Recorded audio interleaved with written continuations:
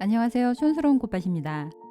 농부이자 가드너인 저는 요즘 아주 바쁜 날들을 보내고 있는데요. 가드너님들 모두 많이 바쁘시죠? 봄, 가을에 바쁘게 움직여주면 좀 더 아름다운 정원을 감상할 수 있기 때문에 모두 욕심껏 바쁘게 일하고 계실 것 같아요.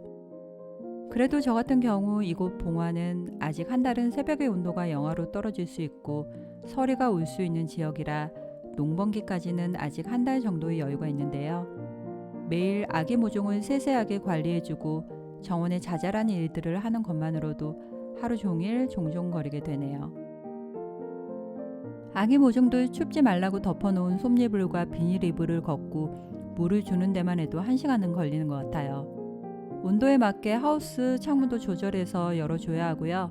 저녁으로는 하우스 가온 장치도 켜줘야 하고요. 힘들거나 어려운 일은 아니지만 자칫 방심해서 문을 제때 안 열어준다거나 물을 제때 주지 않는다거나 밤에 가온 장치를 켜주지 않으면 몇 시간만 해도 식물이 고사하거나 동사할 수 있어서 신경을 바짝 써줘야 하는 일이에요. 그래서 모종을 키우는 농부는 외출도 제대로 할 수가 없답니다. 뿌린 지 일주일 정도 된 미세립 꽃씨도 싹이 골고루 잘 올라왔어요. 싹이 좀 더 커질 때까지는 계속 안개 분무를 해줘야 할 것 같아요.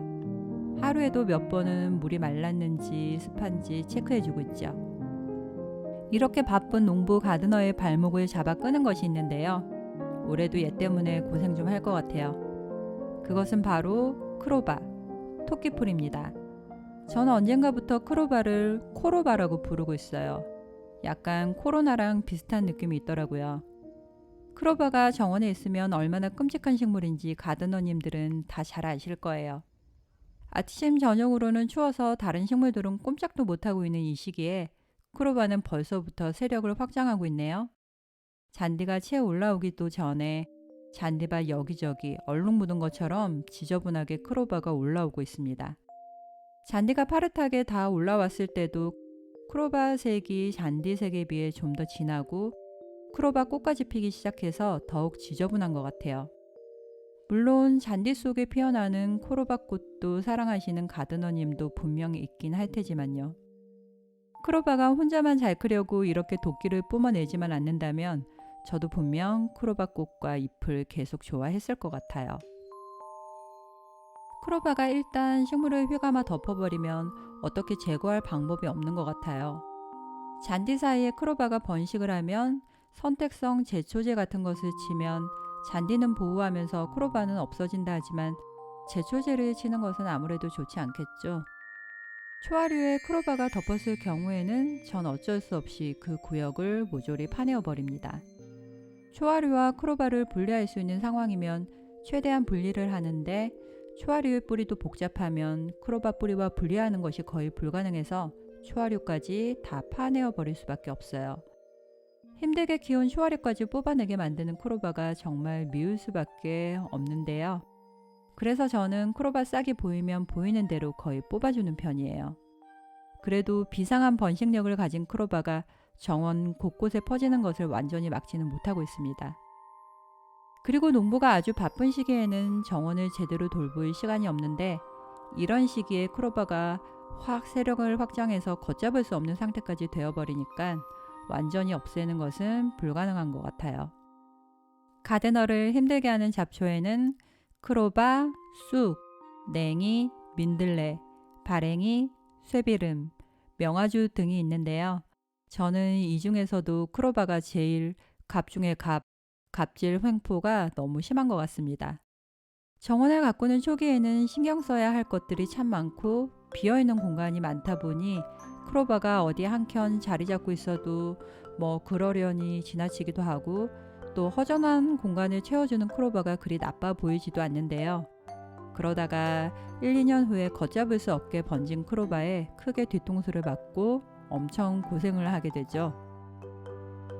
잡초는 아니지만 정원에서 엄청난 번식력을 자랑하는 꽃들을 심게 되면 처음에는 빈 공간을 채워주니 예뻐 보이다가 몇 해가 지나서 좀 더 아름다우면서 번식력이 상대적으로 약한 꽃들의 영역까지 침범해서 자라는 것을 보면 그때서야 깜짝 놀라서 없애기 시작하는데요. 한번 번진 식물을 없애는 데는 꽤 많은 시간과 노력이 들어가더라고요. 제가 농부 가드너라 번식이 잘 되는 식물들을 심을 것 같지만 전혀 그렇지 않아요. 저는 일단 번식이 잘 된다고 하면 거릅니다.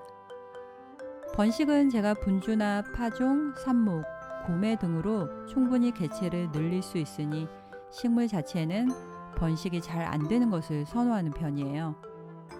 저는 정원을 꾸준히 관리하다가도 농번기에 접어들면 갑자기 바빠져서 정원에 아예 갈 시간이 없을 때도 많은데요. 정원에 꾸준한 손길을 줄 수 없을 때는 번식이 잘 되는 식물의 번식을 제때 조절해 줄 수가 없어요. 그러다 보면 여러 가지 식물을 조화롭게 키워내기가 힘들어지게 됩니다. 당연히 이것은 제 개인적인 경우에 해당하는데요. 정원의 목적이나 크기, 취향 등에 따라 번식이 잘 되는 식물을 선호하는 정원도 많이 있을 거예요. 제가 지금은 심지 않는 번식이 잘 되는 초화류에는 샤스타 데이지, 금계국, 카모마일, 수레국화, 개미취, 국화, 숙부쟁이 등이 있습니다. 모두 아주 아름다운 꽃이긴 한데요. 지금은 감당이 안 되고 제가 나중에 좀 더 여유가 생겼을 때 다시 키워볼 기회가 있을 거예요. 쑥도 크로바 못지않게 기세등등하게 크는 잡초인데요. 쑥과 크로바가 같은 조건에서 대결한다면 누가 이길까요? 아무튼 저는 쑥대 받친 곳을 조금씩 일구어서 텃밭 정원으로 만들고 있는 중인데요. 제초 매트를 깔거나 쑥뿌리를 뽑아서 텃밭 부분을 조금씩 늘려가고 있어요.